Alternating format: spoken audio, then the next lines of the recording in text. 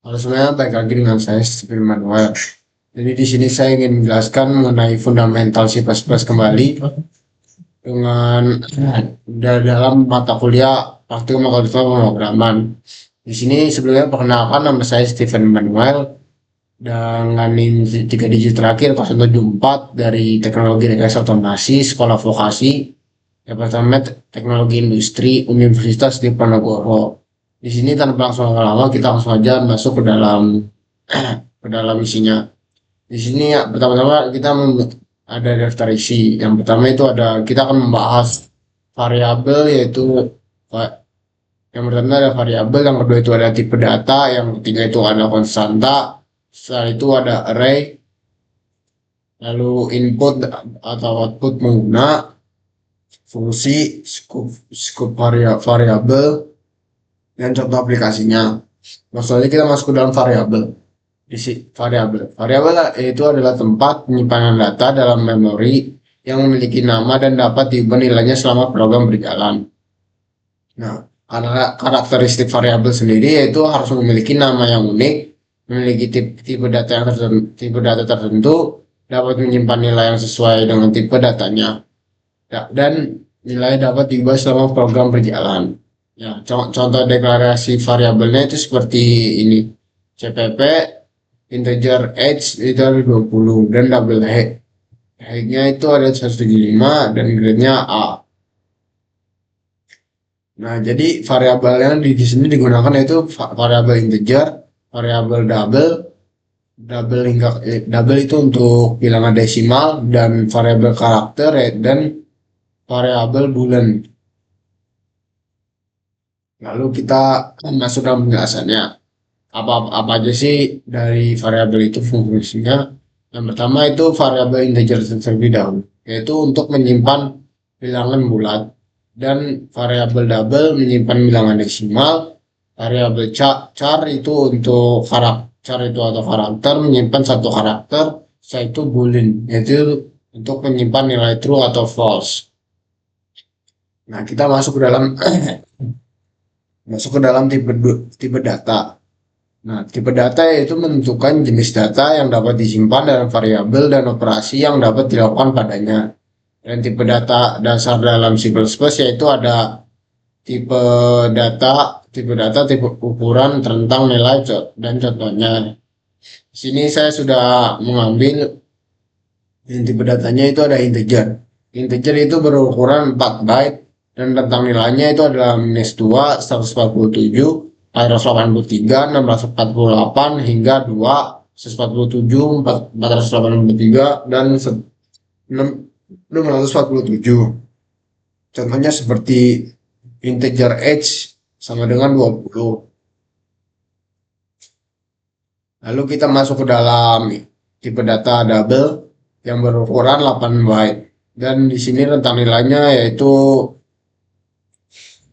kurang kurang lebih kurang lebih tuh ya segitu angkanya, dan contohnya itu ada misal double double height-nya itu kita menggunakan tadi 170,5. Lalu kita masuk dalam tipe data float yang berukuran 4 byte, dan ini rentang nilainya, lalu contohnya itu adalah float price, itu sama dengan 99,99. Langsung kita masuk ke dalam tipe data char yang berukuran 1 byte dan nilainya itu -128 hingga 127. Dan contohnya seperti ini. Lalu kita masuk ke dalam tipe data boolean yang itu 1 byte, tentang nilainya itu hanya true atau false, yang seperti bool is student true. Masuk ke dalam tipe data terakhir yaitu tipe data string yang berukuran dalam bentuk variabel, tentang nilainya seperti berikut. Selanjutnya kita masuk ke dalam contoh kodenya, yaitu di sini saja di sini saya ingin menjelaskan contoh kodenya. Yang pertama itu ada include your stream using namespace standard. Yang Include stream yaitu berfungsi untuk mengimpor library standar untuk input atau output. Lalu kita gunakan using namespace standar yaitu agar kita bisa menulis cout, count tanpa perlu menulis. Lalu kita masuk ke dalam integer main. Langsung kita masuk dalam variabel dengan berbagai tipe data. Yang pertama itu ada integer age. Kita masuk sama dengan 10 yang berarti nilainya adalah 20. Lalu kita masuk dalam tipe data double height yaitu 170,5 dengan bilangan desimal belakangnya. Lalu char grade A dengan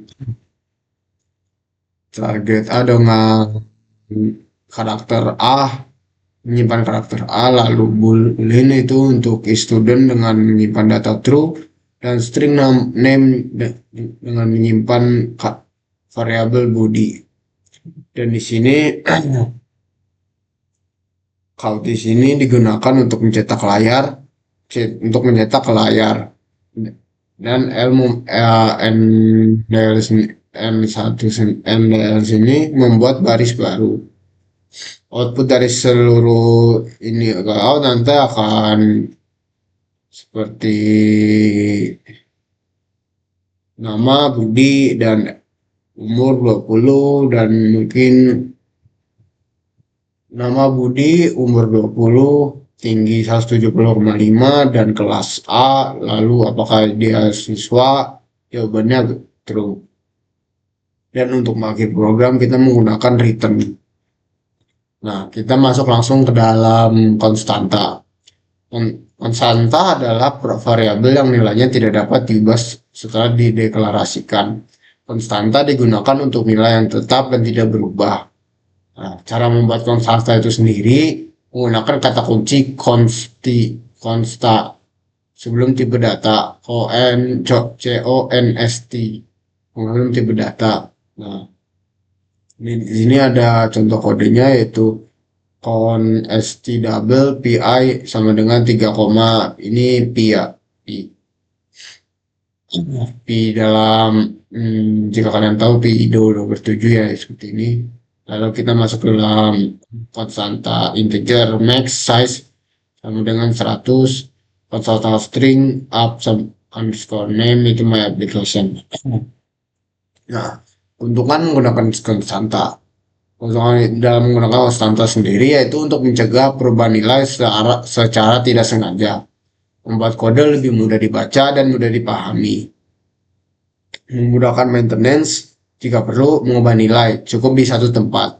Nah, di sini merupakan contoh kodenya. Sama seperti tadi, include your stream itu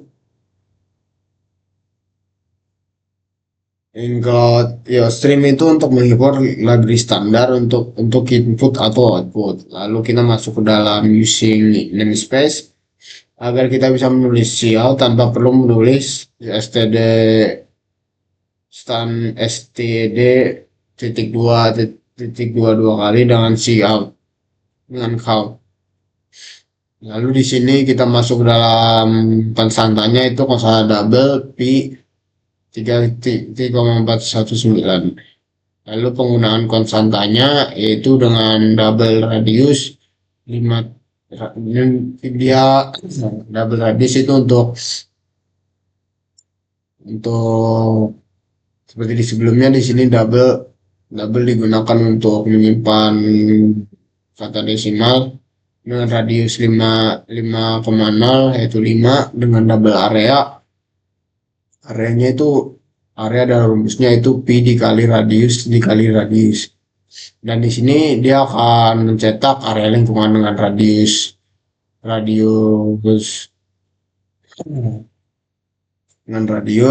adalah di sini akan jawabannya. Nah, nilai konstantanya pi adalah sekian.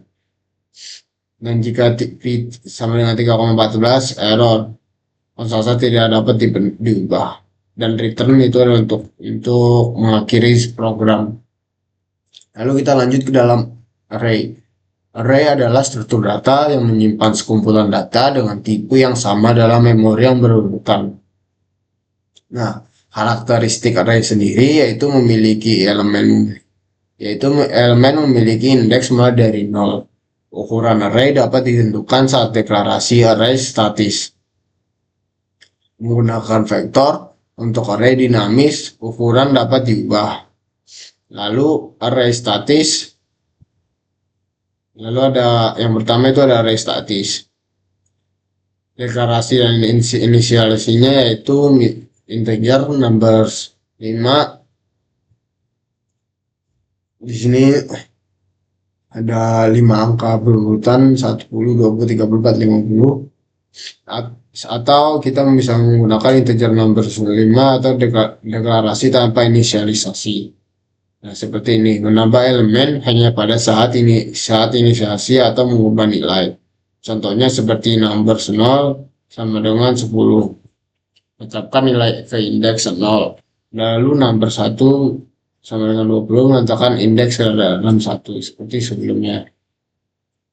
Dan mengakses elemen, yaitu integer value sama dengan numbers 0, yaitu berfungsi untuk mengakses elemen pertama, lalu cout numbers 2 itu untuk mengambilkan elemen ketiga, lalu untuk selanjutnya menambilkan array, yaitu untuk for sama dalam kurung integer i sama dengan 0. Lalu selanjutnya seperti itu. Kita masuk ke dalam yang ke B, yaitu vektor array dinamis. Array vektor atau array dinamis. Yang pertama deklarasinya itu include vektor sama dengan dynamic string dan namanya. Lalu menambah elemen. Cara untuk menambahkan elemennya itu name pushback. Semisal kita namanya Alice, name pushback di Bob, Charlie, mungkin itu. Dan kita menambah di akhir. Dan setelah itu mengakses elemen. Mengakses elemennya itu ada yang pertama itu ada string first, itu mengakses elemen pertama dan mengambilkan elemen kedua itu dengan jihad names dalam kurung 1, ya, seperti itu. Setelah itu kita menampilkan vektor ya, dengan metode 1 menggunakan index. Lalu dengan kalau metode 2 ini menggunakan range based loop C++11 dengan codingan berikut. Lalu kita masuk ke dalam contoh kode lengkapnya, yaitu ini seperti awal. Namanya ada using namespace std, yaitu agar kita bisa menulis cout dan vektor di sini tanpa menuliskan kata-kata std gitu ya. Nah, di sini langsung aja kita ke dalam inmainnya, itu program selalu dari fungsi yaitu main. Satu bagian pertama itu ada array, ada number yaitu ada 3 number yang berisi 3 integer sendiri, yaitu diisi langsung dengan nilai 10, 20, 30. Lalu kita masuk ke dalam cout, itu untuk mencetak tulisan array element, lalu mengganti baris. Lalu kita masuk ke dalam fungsi for, yang itu yang di dalamnya ada integer i sama dengan 0, yaitu loop dimulai dari indeks 0, lalu ini yang berarti jika sudah mencapai indeks ketiga. Lalu i++ berartikan setiap loop nilai i bertambah 1. Nah, lalu kita masuk ke dalam number i, yaitu mengakses elemen array berdasarkan indeks, dan code sendiri untuk mencatat setiap elemen diikuti spasi. Nah, dan code n itu untuk pindah baris untuk mencetak array. Lalu kita masuk ke dalam vektor array dinamisnya, yaitu vektor string names itu untuk membuat vektor bernama names berisi elemen tipe string, lalu berukuran awal yang berukuran awalnya 0. Nah, catatan di sini ini butuh seperti definisi seperti definisinya itu as include vektor di atasnya. Lalu kita masuk untuk menambahkan elemen ke vektor, yaitu ini untuk menambahkan elemen fungsinya yaitu untuk menambahkan elemen ke bagian akhir vektor. Lalu kita masuk ke dalam code yang menampilkan judul untuk data vektor. Lalu kita masuk ke dalam loop yang integer i sama dengan 0 itu mulai dari indeks pertama, lalu ini untuk menjumlahkan memberi jumlah elemen dalam vektor. Dalam kasus ini menjadi ada 3, dan names itu untuk mengakses elemen dari indeks ke i dan dicetak satu persatu. Code NL itu untuk membuat baris baru setelah mencetak seluruh elemen vektor. Lalu terakhir untuk menandakan program selesai. Lalu kita bisa lanjut ke dalam selanjutnya, yaitu input atau output pengguna. Di sini input atau output dari atau i atau o memungkinkan program berinteraksi dengan pengguna melalui keyboard input dan layar output. Yang pertama itu adalah output, yaitu cout, yaitu outputnya itu cout hello world lalu n. Dia akan mengeluarkan kata dengan bisa di running, dia akan menuliskan hello world, dan jika kita tulis code nilai x, dia akan mengeluarkan nilai x titik 2. Lalu kita masukkan input, yaitu cin atau getLine. Nah, perbedaannya itu ada cin yaitu untuk input sederhana. Nah, digunakan untuk input tipe data dasar, integer, double, char, dan lain-lainnya.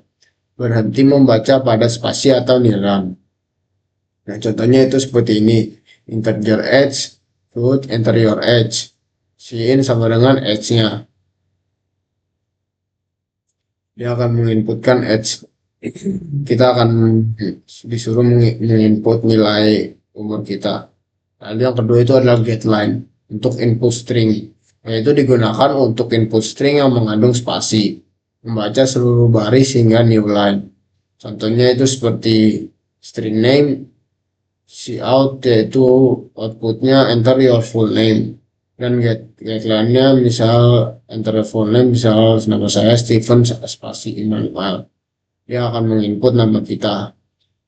Dikarenakan di sini sesuai fungsinya itu untuk membaca, menggunakan untuk input string yang mengandung spasi. Nah, pentingnya untuk membersihkan buffer, yaitu ketika menggunakan cin diikuti getLine, perlu membersihkan buffer dengan cin ignore ini.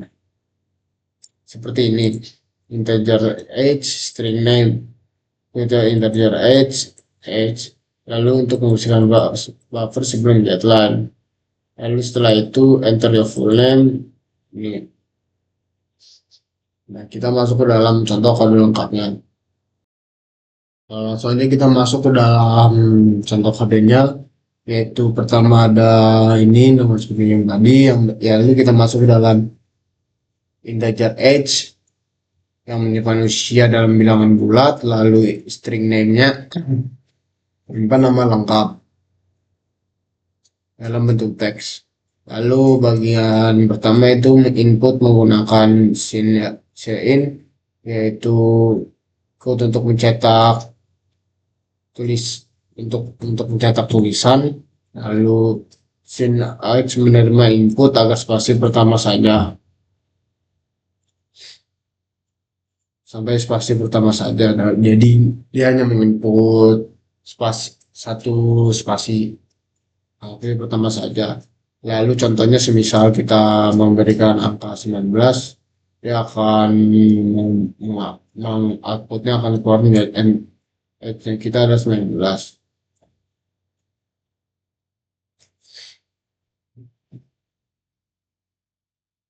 Nah, scene ignore.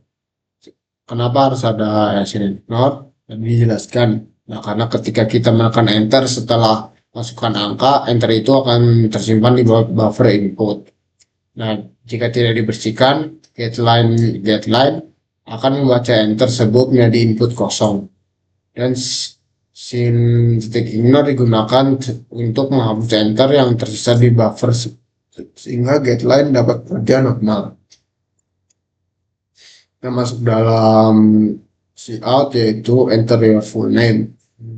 Kita akan menggunakan getLine karena getLine untuk menggunakan kata yang memiliki spasi, yaitu kita masukkan nama kita, lalu dia akan menggunakan output. Di sini dia akan enter full name dan outputnya akan Stephen. Secara saya memasukkan nama saya Stephen. Lalu di sini outputnya dia akan menuliskan coutnya hello, misalnya nama saya Stephen, hello Stephen, you are age yang kita masukkan misal 18, dia akan menuliskan hello Stephen, you are 18 years old. Dia akan langsung berhenti dan program akan langsung selesai. Nah, kita masuk ke dalam fungsi. Fungsi adalah blok kode yang dapat dipanggil berulang kali untuk melakukan tugas tertentu.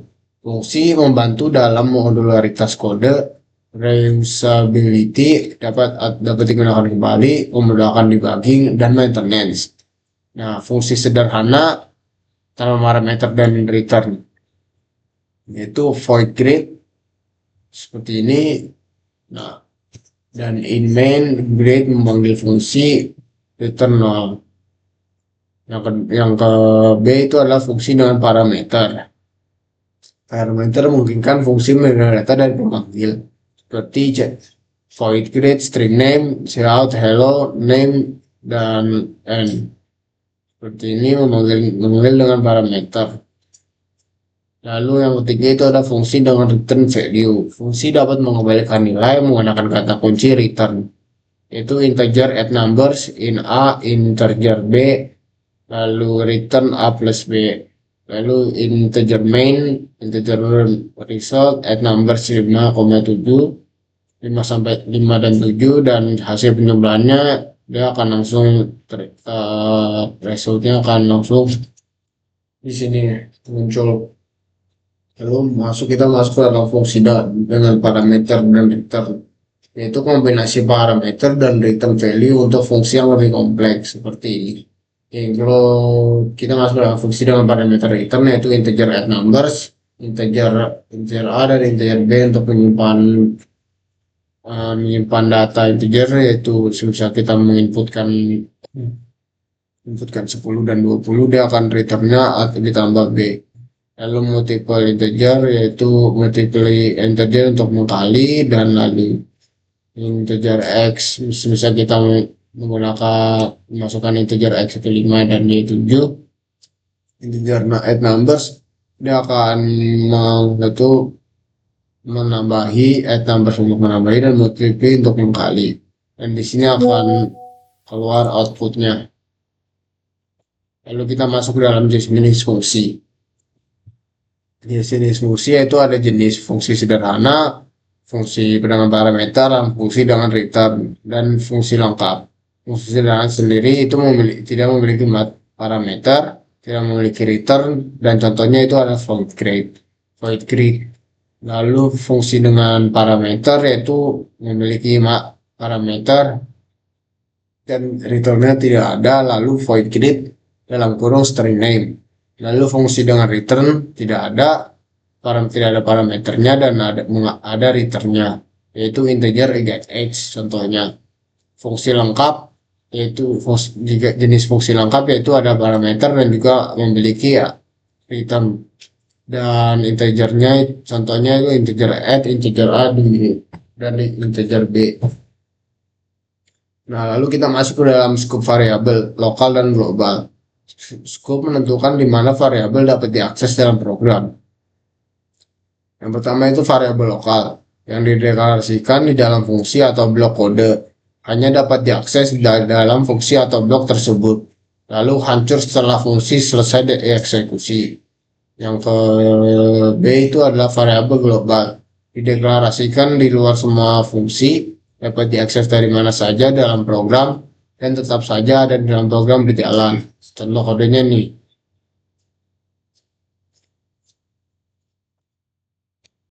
Nah, kita masuk ke dalam penjelasan kodenya. Yaitu pertama ada integer global value yaitu sama dengan 100. Nah, itu variabel ini berada di luar fungsi manapun ya. Dan bisa diakses dari semua fungsi di dalam file yang sama. Dan nilainya itu adalah 100. Dan void show values yaitu untuk fungsi tanpa nilai balik void. Lalu kita masuk ke dalam integer local value yaitu hanya bisa dipakai dalam show values dan tidak dapat diakses dalam dalam fungsi main.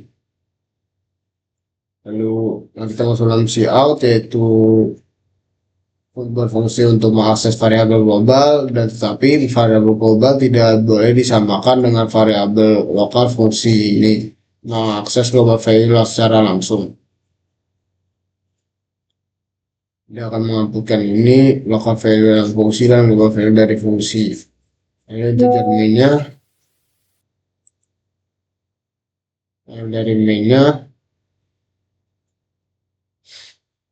ini itu adalah integer lokal main nomornya 200 hanya bisa dipakai dalam integer main dalam fungsi main dan tidak bisa dipakai dalam fungsi lain berbeda dengan global value dan menampilkan dan cout ini akan menampilkan ini itu global value dari main yaitu sama dengan 100 dan global value dari main atau local value dari main itu 200 yaitu ini. Lalu show values saat dipanggil fungsi itu adalah untuk memanggil fungsi mencetak yaitu saat dipanggil fungsi mencetak dia akan local value akan berubah menjadi 50 dan global value akan menjadi 100 dan bagian pentingnya itu variabel lokal tidak bisa diakses di luar bloknya. Penjelasannya yaitu local value hanya ada di dalam fungsi show values yaitu ini. Nah, setelah fungsi selesai, variabel itu hilang, maka hilangnya dari main menyebabkan error. Dan langsung kita lanjut ke dalam perbedaan variabel lokal dan global. Yang pertama itu ada aspek deklarasi dan variabel lokalnya itu di dalam fungsi atau blok. Variabel globalnya di luar semua fungsi. Kita masuk dalam aspek akses, yaitu variabel lokalnya dalam fungsi atau blok.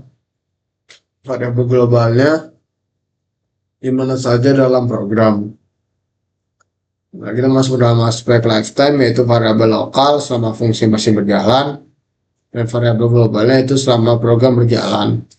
Aspek penamaan yaitu variabel lokalnya bisa sama dengan variabel lain di fungsi berbeda dan variabel global harus unik dalam program.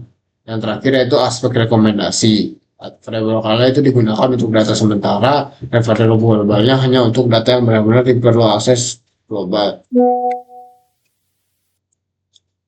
Catatan penting yaitu hindari penggunaan variabel global berlebihan dan variabel lokal lebih aman dan lebih mudah didebug dan gunakan variabel global hanya jika benar-benar diperlukan.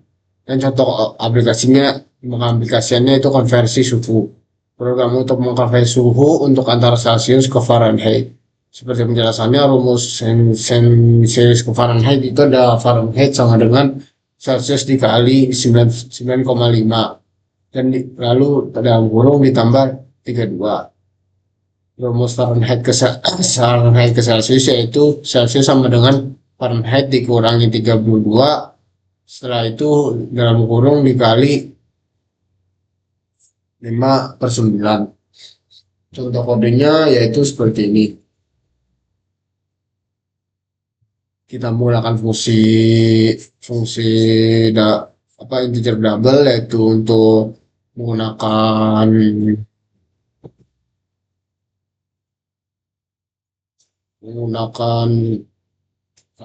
angka desimal.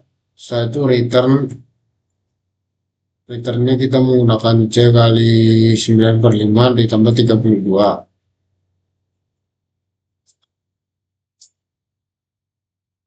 Fungsi konversi Fahrenheit ke Celsius.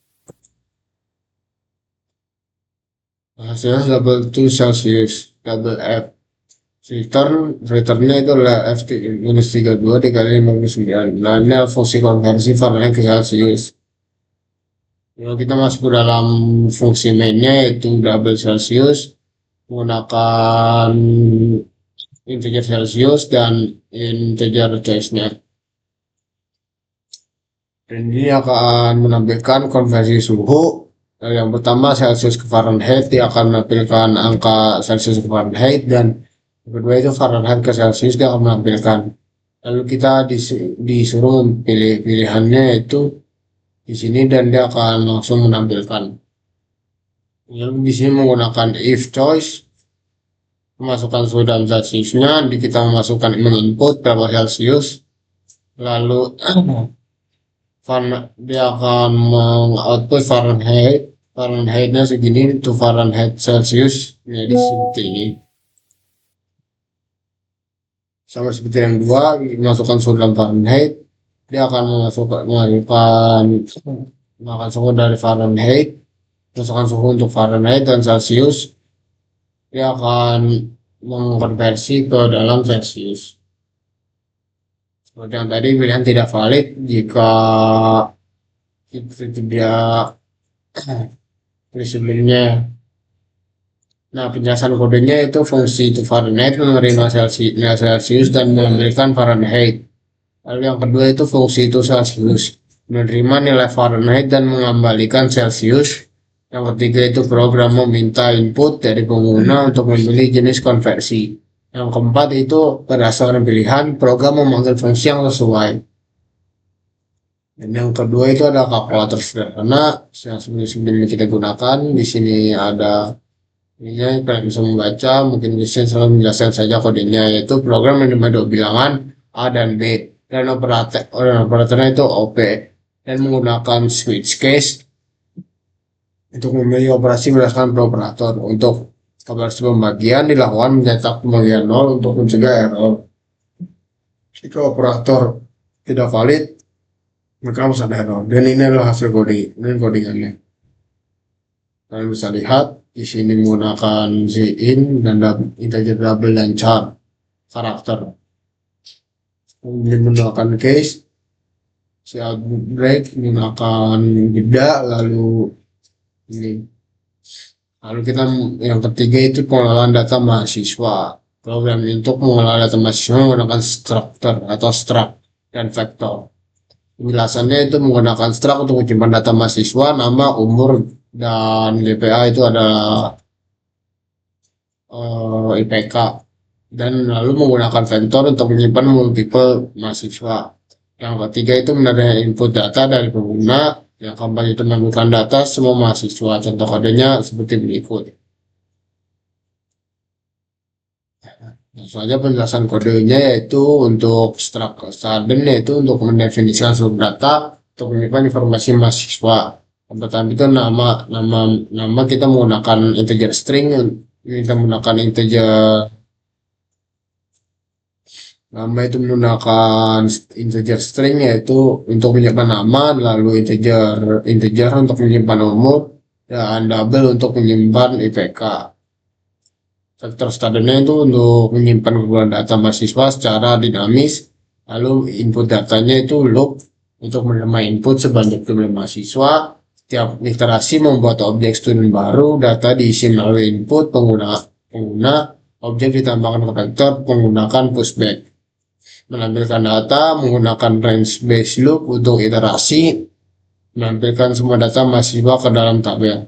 Dan kesimpulannya di sini variabel adalah tempat penyimpanan data yang dapat diubah, dan tipe data menentukan jenis data yang dapat disimpan, lalu konstanta untuk tetap yang tidak dapat diubah, lalu struktur data untuk menyimpan kumpulan data, dan I atau yo kombinasi program dengan pengguna fungsi, yaitu kesimpulan yang blok kode yang dapat dipanggil berulang, scope itu untuk jangkauan akses variabel dalam program, lalu aplikasi praktisnya itu implementasi ke dalam program nyata. Jadi di sini kita running program dari pengelolaan data mahasiswa. Di sini saya menginput mahasiswa ke-1 yang bernama ini dan umurnya 20 dan IPK-nya 3. Lalu mahasiswa kedua yang bernama Steven berumur 20 dengan IPK-nya 4. Dan di sini data mahasiswanya itu ada data mahasiswanya ada nama umur GPA ya. Itu berarti ini adalah Sandro 20 dan IPK-nya 3 dan Steven umur 20 dengan IPK 4. Mungkin seperti itu kode yang bisa saya jalankan. Mungkin sekian cukup video yang bisa saya sampaikan dan sampai jumpa dalam video selanjutnya.